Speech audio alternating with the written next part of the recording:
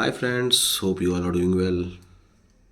तो आज मैं आपके लिए लाया हूँ वो 5 फैक्टर्स जिनको आपको हमेशा ध्यान रखना है before going to invest in any company. ये 5 फैक्टर्स को हमेशा ध्यान रखिए। These are very important factors.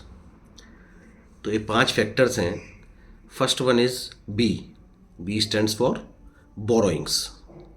किसी भी कंपनी की बोरोइंग्स पे ध्यान रखिए। बोरोइंग्स कभी भी किसी कंपनी की अगर कंटिन्यूसली बढ़ रही हैं तो ये उस कंपनी की ग्रोथ के लिए अड़चन आएंगी फ्यूचर में। तो इसलिए ध्यान रखिए कि किसी भी कंपनी की बोरोइंग्स नहीं बढ़ती रहनी चाहिए continuously. Second one is the investments. Investment अगर कोई कंपनी कहीं पे भी कर रही है और वहाँ से लगता है कि फ्यूचर में उसे रिटर्न मिलेंगे, तो वो कंपनी हो सकता है फ्यूचर में एक्सपोनेंशियली ग्रो कर जाए। Third one is demand.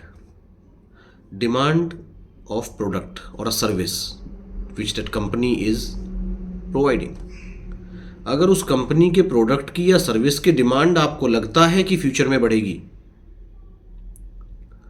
तो आपको उस कंपनी में तुरंत इन्वेस्ट करना चाहिए। Fourth one is the revenue. Obviously अगर डिमांड बढ़ रही होगी प्रोडक्ट की तो रेवेन्यू भी बढ़ेगा। तो रेवेन्यू भी आपको नज़र रखनी है कि रेवेन्यू बढ़ते रहना चाहिए कंपनी का। अगर रेवेन्यू बढ़ रहा है तो company will grow in future. Last but not least, the fifth one is the profit. Any how profit पे आपको हमेशा ध्यान रखना है किसी भी परिस्थिति में। प्रॉफिट अगर बढ़ रहा है या प्रॉफिटेबल कंपनी है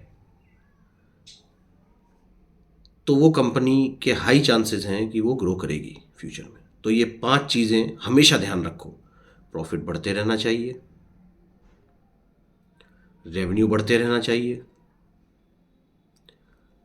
डिमांड प्रोडक्ट की बढ़ती रहनी चाहिए, इन्वेस्टमेंट के रिटर्न आते रहने चाहिए, लेकिन बोरोइंग्स नहीं बढ़नी चाहिए। बोरोइंग्स एक चीज़ है जो कि कंपनी की ज़्यादा ना हो, कभी भी ज़्यादा ना बढ़े। सो होप आपको मेरे ये 5 फैक्टर्स समझ में आए होंगे और आप ध्यान देंगे इन 5 फैक्टर्स पे, and your money will grow like anything. Thank you, take care, bye bye.